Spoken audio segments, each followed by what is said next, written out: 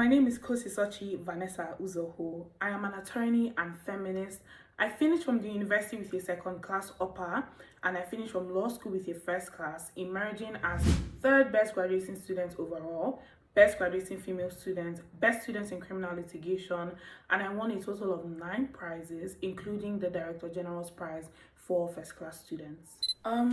I know that my answer is going to be a bit unexpected, but I didn't start studying law because I had any passions for it.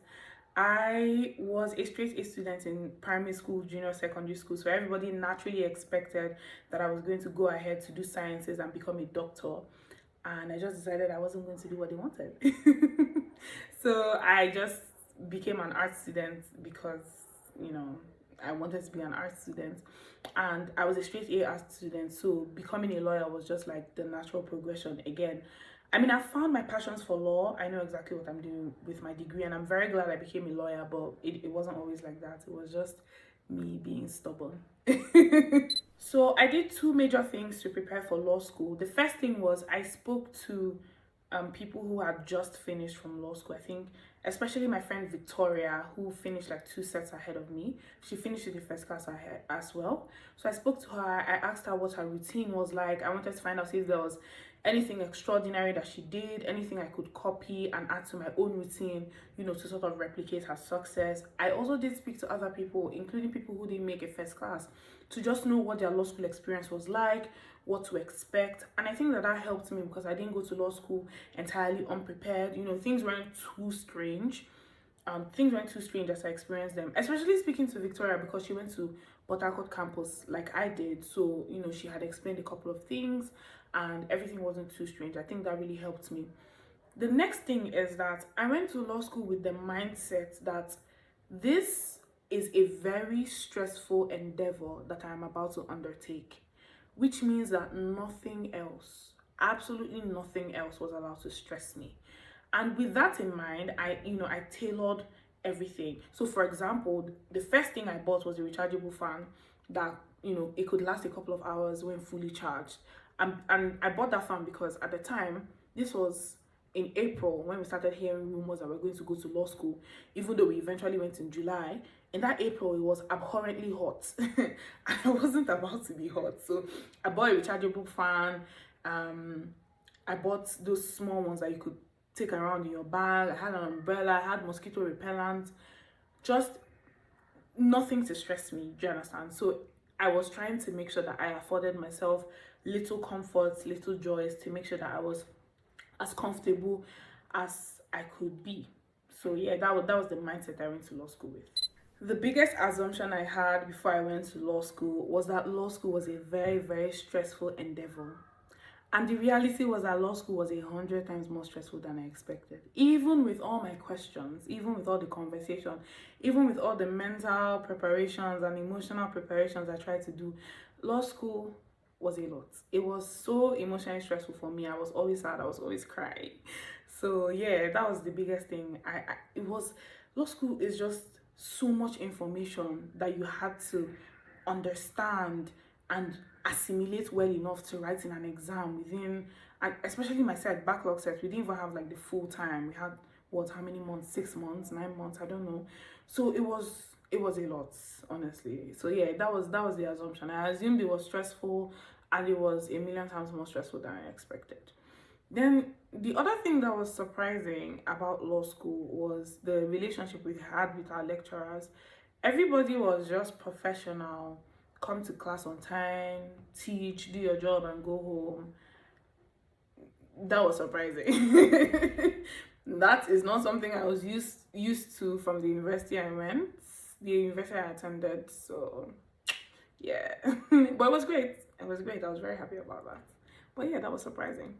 So I'm going to be giving you a lot of ranges because I'm not the most consistent. You know how some people have daily routines, a certain time where they wake up every day. I don't have that. I tried, but I'm not the type. So I typically would be awake anytime between 2:30 a.m. and 6 a.m. It depends on what time I went to bed the previous day. It depends on how much energy I have. It depends on how good I feel. But yeah, 2:30 to 6 a.m. And what I would do in the morning depends again on what time I woke up. So if I woke up super early, I would study. I would either study ahead for that day, or study what I did the previous day, or study something I was interested in studying. You know how sometimes you wake up with a topic on your mind. Yeah, so there's that. I would also always have breakfast. I cannot go to class without breakfast. I don't know how people do it, but I would have breakfast every day, have my bath, dress up, go to class. Thankfully, the Port Harcourt campus was very small, so I typically would leave my room by like 8:50, 8:55, and then get to class. I'm trying to get to class. I didn't skip a single class, so I was always in class. During break, I would get a snack or get a meal, depending on the day. After school, most of the time I would go straight from class to Bell's. There was this restaurant I was always buying food at, Bell's. So I would go straight from class to Bell's to get food. But on some days I would go back to the hostel. There's this other lady in front of the hostel I would buy food from sometimes. But yeah, I would have food after class. Some days I would try to take naps, but most of the time they were unsuccessful, so I would just lie down. But either ways, I would give myself a break before I start to study. So I'm going to study for as long as I can. And I typically would end my studying by getting dinner. So I would get dinner anytime from 8 p.m. to 11 p.m. Again, a lot of ranges, because I believe in working according to your body. So there are some days that you would have more energy and you'd be more motivated. I would study longer, right? There's some days that you'd be more tired, and I would do like 30 minutes, 1 hour, depending on what I'm able to do. So I would get dinner anytime from 8 p.m. to 11 p.m. and I would be asleep anytime from 9 p.m. to midnight. But I typically would not stay up past midnight. Most of the time I wouldn't even stay up till midnight. But again, so early to bed, early to rise type person. Weekends were the time I did the most studying. Again, early mornings, I would try my best. At least by 6 a.m. I've already started studying, and I would give it as much as I can. I was always envious of the people who were able to do like very long stretches of time. I'm not one of those people. I would always study, take breaks, study, take breaks. But I would try my best to do like a cumulative of 6 to 8 hours on weekends. I remember there was one weekend like I locked in very ferociously, and I did like 10 hours on Saturday, 10 hours on Sunday. I was so proud of myself. But yeah, that's not typically what I would do. I would typically do anywhere between like 5 to 8 hours. So yeah, no, I was not part of a study group in the traditional sense. I've never really been a study group type of person, and I feel like I'm more effective on my own. But I did have a group of friends that, you know, we had a group chat. We would compare notes. You could go there to ask questions if you were confused. I would also always ask my friends questions. My friend Christ, my friend Manuelo, my friend Ini, and my roommate Perpetua. I would always ask them questions. I was also part of a group where we used to try to draft daily, even though I wasn't very consistent. But yeah, I was part of that. And then I had another group with a couple of guys from my uni, and it was started by my friend Gilbert.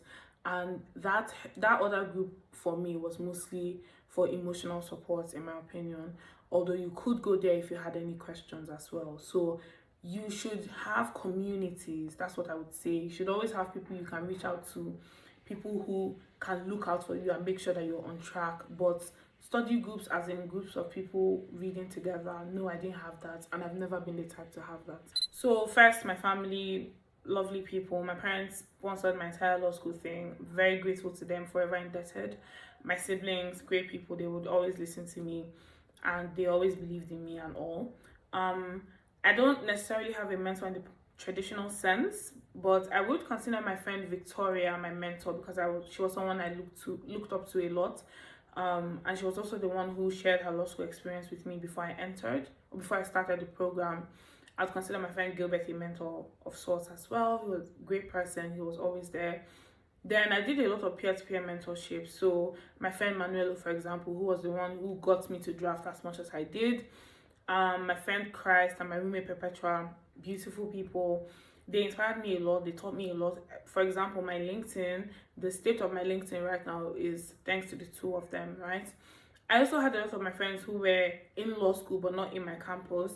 And also my friends who were not in law school, who were always just there to listen to me rant, because I was always ranting.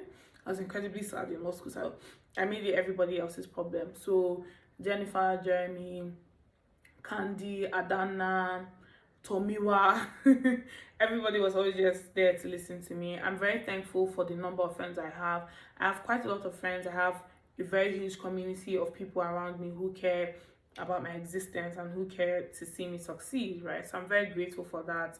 And yeah, it's always nice to know that there are people in your corner who have such unwavering faith in you. I remember one time I was telling my friend Monte that I'm so stressed, I'm so, what if I don't get this thing? And Monte is like, how? If you don't get first class, who's going to get first class? Do you understand? So it's like, even when I don't necessarily believe it, they believe it on my behalf, and it's just great. It's such a powerful thing to see. For study methods, first of all, I try to stay true to myself. So I've never been an I-class person, for example, and I didn't come to law school to try to reinvent myself. There's really no time for that. So I stuck with what I know: early mornings, daytime, try to push myself as much as I could. So yeah, that's what I was doing. I bought a lot of textbooks when I got to law school, but honestly, I didn't really use them. I mostly use them as reference materials. But if I'm being honest, there's some courses I didn't even touch at all, like criminal litigation. There was no need for that textbook. The slides in Harcourt Campus were more than enough, so I was just using the slides. But the hard copy book I know I used the most was Kama, because Dr. Ebe was very insistent that we use it, but also because it turned out to be quite helpful actually to just refer to Kama itself. So there was that. Mostly what I studied was somebody's notes. So it wasn't one of those links. When you join law school, when you start law school, there'll be a lot of links, a lot of Google Drives going around. I remember just clicking on one of those Google Drives and using somebody's notes. It was somebody called Temi. I don't think I saw her full name or his full name, but whoever this person is, I'm so grateful to you. I used your notes from beginning to end. Thank you, you are my hero. So yeah, I found using the notes very effective. At some point I was using her note and I was trying to make my own, but eventually I stopped trying to make my own. Somebody has made the note, just use your note and don't waste your time. Online platforms, there was this Law Paddy app, and I tried my best to use them for MCQs, but at some point in my sets they stopped working. I think they had like technical issues. I remember emailing them about the problems and the app was not working. I was very heartbroken about that because it was very useful at the time. It had MCQs, it had laws and all, so having all of that in one online repository was great. I know that it's currently working, so if you can, please use it. I found it useful for the few, I think I used it for like a month-ish before they went offline. What was my hack? I will say that the most important things, in my opinion, are drafts, MCQs, and and tasks. So I'll explain. For drafts, obviously there's no two ways about it. You have to practice drafts. You cannot read drafts. Like, no matter how much reading you do, you have to actually practice the drafts, because drafts are marked sort of line by line, right? They pay attention to structure and all those things. So you have to make sure that you're actually practicing the drafts and knowing them as they are, right? Drafts is not a test of knowledge, it's a test of remembrance. So please practice your drafts. Then the next thing is MCQs. I practice MCQs so much that I got to a point where on a bad day, like on a slow day, I'm finishing my MCQs in 40 minutes on a slow day. That's because of how much MCQs I practice. I was practicing, I was timing myself. I remember that whenever I'm doing my MCQs by myself, I'm timing myself with 40 minutes, and my goal is to finish before the time runs out. The reason why I did MCQs, and I think it helped me so much, is because, first of all, I got the time thing down to pat. So I wasn't even worried about time on the day of my actual MCQs. In fact, when you're writing MCQs in exam, they'll tell you to answer every question and don't leave it blank. Even if you're confused, answer it and then come back to it. And if you want to change your answer, you can change it, because you may not have time. But me, I was leaving blank spaces because I knew I would have time, and truly I did have enough time to come back and fill in all those blank spaces because of how much I had practiced. But also my MCQ notes was super detailed. So every time I'll do MCQs, I would take note of every topic I'm failing and I'll go back to revise it.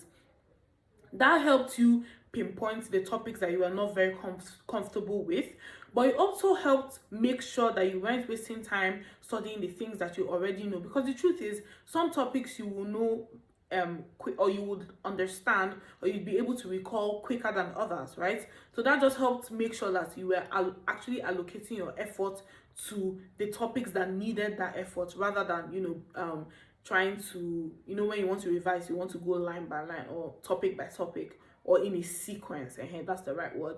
You want to go in a sequence, but I felt like going in a sequence was not necessary. I wanted to focus on the things that I didn't actually know. So that's what my very detailed MCQ notes did for me. And then tasks. So I didn't solve theory past questions. So you know how people will take the questions and time themselves and try to answer it? I didn't do it even for one day. And my logic is that those questions come from a small section of a topic, and you have no way to guarantee that that small section that was asked in that year is what will also come out in your own exams. Whereas tasks are designed to cover every portion of a topic. So my reasoning was, if you pick up the task for any topic and you can answer it, then you know that topic like front and back. Do you understand? So my aim was, for every topic, I would always answer the task and use the tasks to assess my knowledge or my understanding of that topic, right? And that's not to say that I didn't use theory past questions at all. I did them. I would read them. I just wouldn't solve them, right? And time myself in the way that I did for MCQs. But I read theory past questions a lot to achieve three main things: to understand how questions are typically asked and typically structured, right? So I read that a lot to familiarize myself with the way, or with my expectation of questions in the exams, but also to see in the marking schemes how questions are typically answered.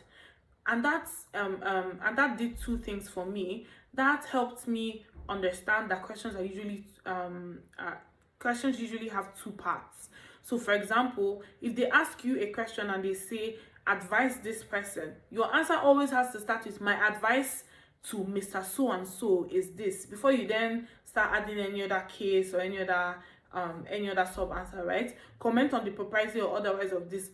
It is proper, it is improper, before you then start talking about anything. So that's something I figured out from reading past questions. But also the allocation of marks. So like, you discover that if you have five cases or five authorities, and me, I write one authority, two of us is half mark that we'll get. So that just made sure that I didn't waste my time trying to cram unnecessary authorities as I would have in uni. You know how in uni you'd be encouraged to write as many authorities as possible. This one, just write one. If you know one section, one case, as far as it's correct and as far as it's relevant, that's enough. So yeah, that's another thing that reading past questions did for me. I think I've mostly answered this under the hack question, but MCQs, tasks, drafts. Do not skip any classes, attend all your classes, listen to your lecturers. I like to do this thing where I tell myself that I must make every class count as much as possible. So as far as I'm in a class, I'm going to try my best to make sure that I don't leave there without understanding what they're teaching. Even if my notes is not complete, even if I wrote and I got tired, I have to try and understand what's going on in that class. And that for me justifies the amount of hours I have spent sitting in a class, right? So yeah, I try to do as much MCQs as possible. I read theory past questions. I didn't really solve them, but I read a lot of them. It's not like I did just 1 year or 2 years, right? But yeah, MCQs, tasks, drafts for me were the most important things. Honestly, I think for me, my focus was on having the most correct answer as opposed to having a brief answer. Because when you get to law school, you usually would hear that, law school answers go straight to the point. And while that worked in some courses, so for example, my property law and my criminal litigation, I don't think I even got up to half of the booklets because I was going straight to the point, right? It didn't work in other courses like civil litigation, sorry. My civil litigation, I filled the booklet and I asked for extra sheets. So I'm not saying that you should come and write epistles, but I'm just saying that your aim should always be writing the most correct answer that you can give If that answer is short, if that answer is long, depends on the context, right? But your focus should not be on brevity. Your focus should be on correctness. And I think that was a mindset that I had going into the exam hall. Now, did I always feel like I came out, or did I always come out feeling like I had answered perfectly? I came out feeling like that in 3 or 5 courses. Okay, or in 4 exams if you include MCQ. So I came out feeling like that for MCQs, for criminal litigation, for property law, and for professional ethics. Those ones. Now, for civil litigation, I knew what I was doing, but it was just very bulky and I didn't finish. So not finishing obviously made me feel like, oh, maybe this wasn't great. I know that I did well, but I didn't think it was as great as the other 3 that I had mentioned, where I answered every single question. I did perfectly. Corporate law. I came out of corporate law exam believing that I was not going to get a first class. That's how that exam shook me. And it was the first theory exam that we wrote. So I remember thinking to myself that at least they would have put corporate as the last exam, so that I would write all the others and feel like I will have a first class before they then take it away from me on the last day. But this one, it felt like they took it away on the first day. I remember I cried so much that day. I called my friend Tomiwa, I texted him, I sent him a picture. I said, Tomiwa, this is with, okay, I remember the exact words were like, it's with a heavy heart that I bid my first class goodbye. I truly believe that it had gone down the drain. I'm glad it didn't, but I'm just trying to tell you like what my emotional state was at the time. I thought the corporate law exams were very surprising. I remember that it was in that exam hall that I discovered that incorporated trustees could merge. I wasn't aware that they could merge, but but yeah, that's how it went. I'm very ashamed to admit this, but I didn't really do much during my externship. I tried to study, but during that externship, multiple things were wrong. First, I was so focused on making notes. I was copying slides. And if you've ever seen criminal litigation slides from Harcourt Campus, you know that those slides could be up to 100. I don't even know what I was doing, but I was just wasting my time. So I was very slow. I could do one topic for 2 days, and that's not, you don't have the luxury of time to be doing that in law school. So I didn't really cover that much in externship. In fact, when we were doing our chamber externship, because we started with court and then we went to chambers, when we were doing our chamber externship, I'm not even going to lie, I went for like a month straight and I wasn't studying. And that was because I was very anxious at the time. I used to take all my notes on my iPad, and my stylus, the tip of my stylus got bad, and instead of me to just look for alternatives and just start writing on paper, I was now, because I was already anxious, I now took that like as a bad sign. I'm like, oh my god, everything is going wrong, this thing is so much pressure, yadi yadi yadi. So I was just wasting my time. So please don't be like me. Use your externship period effectively. There's some people who finished their entire syllabus like twice during externship. I didn't finish, and the fact that I didn't finish meant that when I came for second semester, I was under an insane amount of pressure, right? There were some topics that I heard in class, like they taught in class, I read once, and then I had to write in the exam. Don't do that to yourself. It was insane. I'm glad I succeeded. I survived, but please don't do that to yourself. So, as I've probably already mentioned, when I came back for second semester, which was like a month plus before exams, because the semester started in January, the first week of January, the second week of January, and then we had to write exams in the last week of February. So it wasn't even up to 2 months. So when I came back, the first thing I did was I stopped copying notes, except, I'm jotting in class. But that thing of trying to make notes, I wasn't making notes anymore. I wasn't using textbooks anymore. I was just concentrating on Temi's notes, and I think Victoria's notes. Eventually, I got my hands on some of Victoria's notes. I would use Temi's notes, use Victoria's notes. So I was using other people's notes. What else? I was still doing like my MCQs tasks, and I was drafting. I tried my best to draft daily. What else did I do? I think that's basically it. I started to wake up much earlier. So before, my range was like 2 to 6 a.m. But I shortened my range, so anywhere from 2 to 4, anywhere from 2:30 to 4.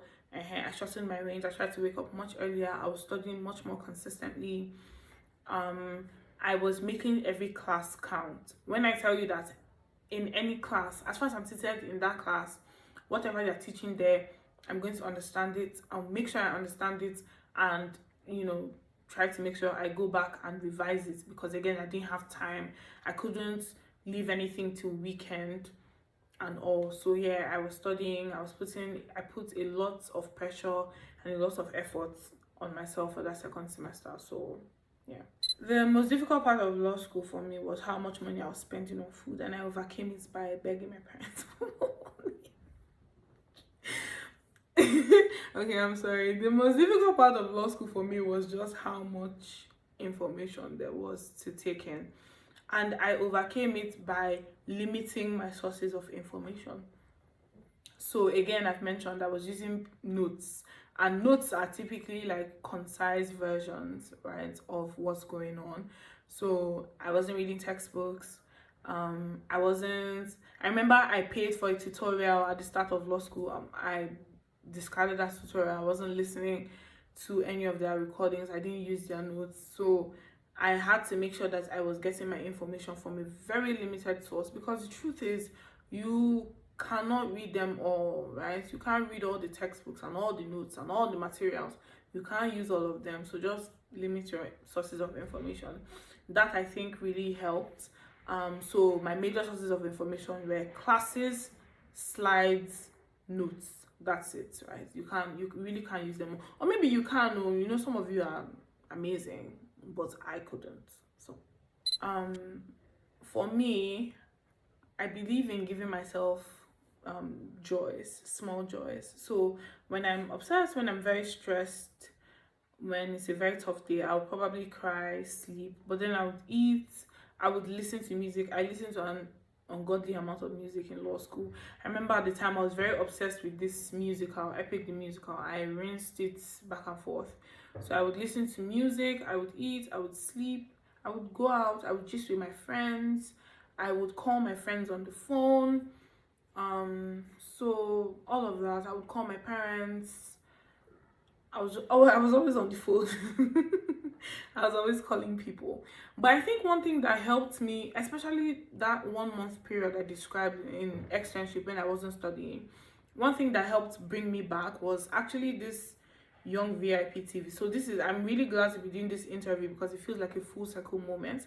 But I remember that at the time, I was struggling to find motivation. I was struggling to pull myself out of the doldrums.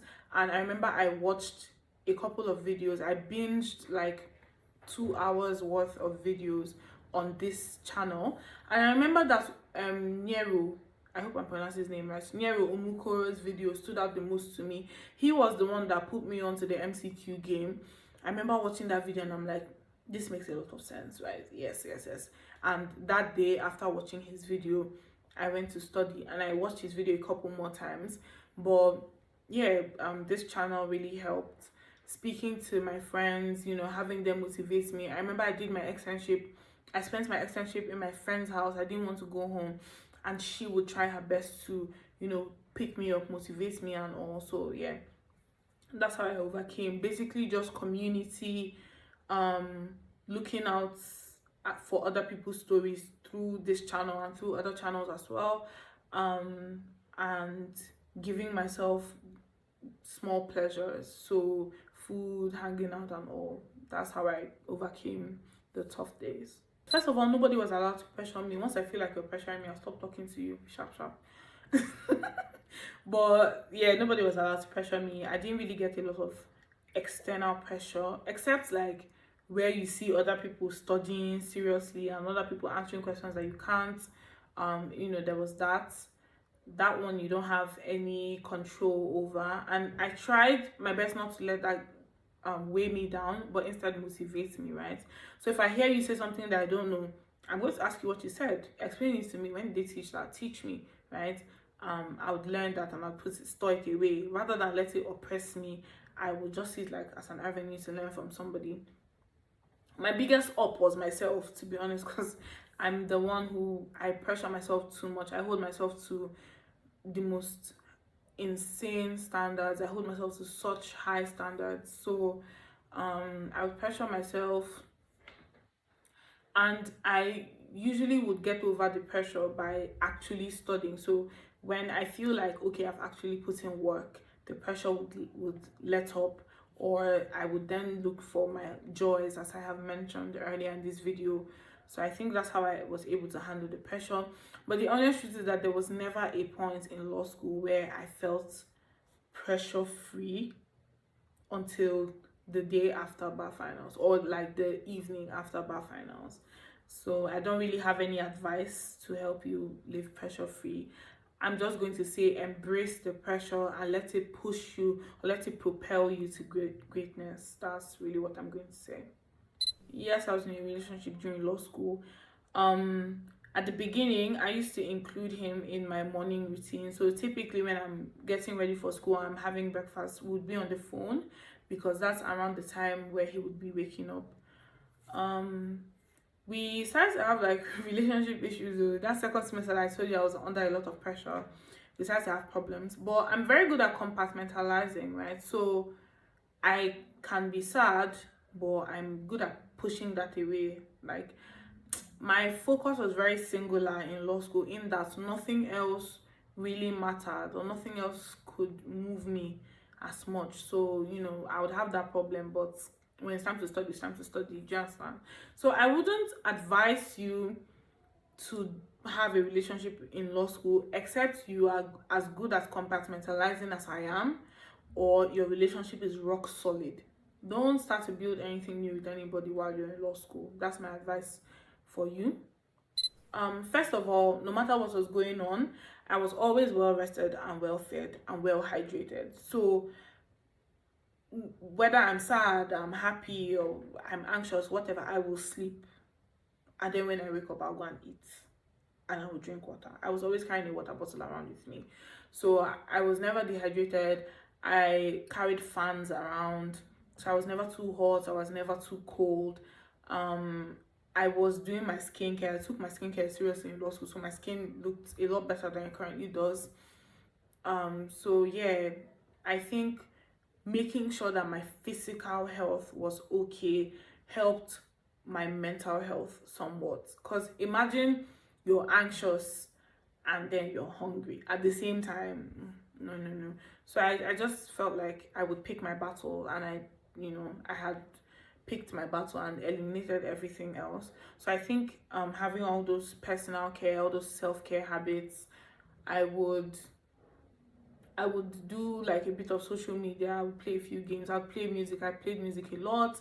I would dance. I would film myself. I made a lot of videos of myself. Just small stuff like that really helped me stay sane. I would also go out as much as I could, especially during externship. There was a point I was going out almost every day, right? Because again, you want to be happy.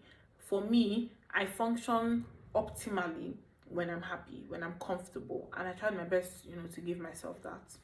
I don't think there's anything I wish anyone had told me. I feel like the people I spoke to told me or gave me as much information as necessary. So my advice to you is to reach out to other people, to reach out to lawyers, people who have gone to law school before you, preferably 1 or 2 years before you, so that the information they're giving you is still very relevant to you, right? So reach out to them, find out their experiences, figure out like what they did, and then apply it to you as needed. You can't apply another person's reality, another person's step, another person's method verbatim. You are not the same person, right? So just find out what they did and apply what you can, use what is necessary and leave what isn't. But I think speaking to many people, especially people who have gone to the same campus that you're posted to, just helps you sort of prepare mentally, and everything isn't completely strange or completely brand new to you by the time you get to campus. So yeah, that's the advice I would have for you. Like I said earlier, I was not expecting the first class. I was so anxious when I heard that results were coming out. Before the day that results finally came out, like if a couple of days or like a week prior, people were already teasing results is dropping today, result has dropped. So I was very tense. I remember I sent all my login information to my brother, my elder brother, and I told him, please Emize, this thing is going to come out by midnight on so and so day. When you check it, if I don't get first class, please don't wake me up. At least let me sleep, so that when I wake up and I see sunshine, I see the sunrise, I will know that okay, I did not reach. At least I would have rested well enough to then take the news, right? So when my mother called, because my brother told my mom, they were in the house at the same time. My brother told my mom she got first class. My mother called, she said, you got first class. I said, I could not believe it. I sat down. I didn't shout. I didn't say anything because I was with my cousins at the time. I wasn't at home. And I turned to my cousin. I said, Chamaka, I got a first class. You know, everybody was super excited. I was in disbelief. I checked that site. I took multiple screenshots over the next couple of days because I wanted to be sure that, you know, they would not suddenly take my first class away from me. Like, I would see first class today and then I'll go somewhere and I'll see 2-2. You get? So I was so elated. Like, I was in disbelief for the first couple of days, and then when it sank in, I was very elated. I remember my friend Raymond sent me a cake. I was very happy about that. Like, I was just so excited. People sent me gifts. People called to congratulate me. And then, you know, my friends who had held my hand through law school were like, yeah, I mean, I told you. It made all the worrying that happened prior to that seem so foolish, but yeah, I was very excited. Then for the prizes, I really wasn't expecting any prizes, but if somebody had asked me in law school what course I thought I would get a prize in, I would have said property law, because I left that exam feeling like I I left that exam feeling like I scattered it, right? So I remember on the first day of call, multiple people texted me. They're like, you got prizes, They sent me snapshots of the book, and I'm like, oh my god, I got prizes. I did that. Like, you know, I was very excited about that. My mother was coming for the ceremony, but I didn't tell her that I'd gotten prizes.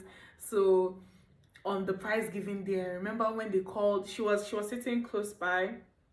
Actually, initially she was outside because we came a little late, but I was speaking to Dr. Ebe and Mr. Kano from my campus, from Port Harcourt campus, and they asked, they're like, where's your mom? I said she's outside. They were like, mother of third BGS outside? How? They now told one of the ladies who was in charge to bring my mom in. So my mom came in, and I'm sure she had already started suspecting that I had gotten a prize. So I told her that, oh, the parents of everybody who had first class, they asked them to come inside, and she's like, oh, okay. So she comes in, she's seated close to the front because I'm in the very front row. She's seated close to the front. So when I was called up for my first prize, I remember looking at her eyes jammed, she smiled, you know, she brought out her phone, she was very excited, she was recording, but she didn't really want to raise her phone too high because they had given all the warnings about using phones, so she was very worried. I remember as I was descending from the stage, I would pass, you know, right in front of where she was seated, and I would wave and she'd take her pictures, little videos. It was really fun. It was very exciting. So yeah, I didn't expect it when it came. I was in shock, and then I was just grateful, and I was now feeling myself. Like right now I'm feeling myself. So I would say that the biggest difference came from not trying to reinvent myself, and eventually when I started to tell myself the truth.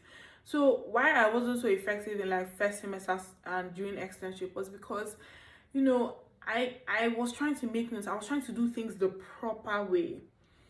And this is my biggest advice, or my biggest takeaway to anybody who's listening to me, is that success does not come in one form. Success is not in one package. Success looks different ways, right? So I was trying to do things the proper way. I was trying to force myself to study like at least this many hours at a stretch. I was trying to make myself do my notes. I was trying to make all those things. Meanwhile, that's not who I am, or that has never been who I am, or who I was in uni or in secondary school at any point in time. So I became a lot more effective when I became more honest with myself, and that was towards the end of externship and in second semester, when I started to read according to my strengths, right? When I stopped trying to be like other people and I started trying to be more who I am. So I would say, be honest with yourself. That doesn't mean that you're not going to push yourself. I did push myself, but when you push yourself in line with your strengths as opposed to what you think other people are doing or what you think you should be doing, then you will see more results. I think that helps the most. But also, you need to believe in yourself, right? So even though I had like moments of doubt or moments of anxiety, for the vast period of law school, my default mindset was I was going to get a first class. And the reason why believing that is very important is because it allows you put first class effort. Do you understand? It allows you put in that extra effort, do the extra, go the extra mile, right? And truly believing that your successes are going to be crowned. I stopped believing after the exam, right? But up until that point, before the exam, which is when the actual studying happens, which is when you actually put in the effort to make your results, up until that time, I believed this. I believed that I was going to get a first class, right? So I think believing in yourself, and if you can't believe in yourself, or for the days where you don't believe in yourself, you must surround yourself with people who believe in you on your behalf. You should also surround yourself in law school with like-minded people. My roommate, I'm forever grateful for her, but my roommate was one of the best things that happened to me in law school because she was very serious as well. You know, she motivated me to study. Sometimes when I'm feeling lazy, I'll just look at Perpetua and she's studying and I'm like, Kosi, get up, go and study, right? My friend Christ, my entire friend group, we were like 10 people or so in my group. Be serious, right? So like surround yourself with people who want the same thing as you, because you must be honest, there are some people who are just there so that they can pass. That's all that it is to them. But you know, if that's what you want, then that's fine. But I'm going to assume that you're watching this video because that's not what you want. So surround yourself with the people who want the same things as you. You also need to eliminate unnecessary distractions. So for me, I'm very addicted to my phone. I deleted Instagram. I had to delete it. I deleted all my games, right? Once in a while, I would falter and I'll download it back. But at the end of the day, I'll still delete it because you have to be honest with yourself. Eliminate all the unnecessary distractions. And for me, I also eliminated every unnecessary stress and tried to make myself as comfortable as possible. So I think that's what helped. Yeah, I don't think there's anything extra to add.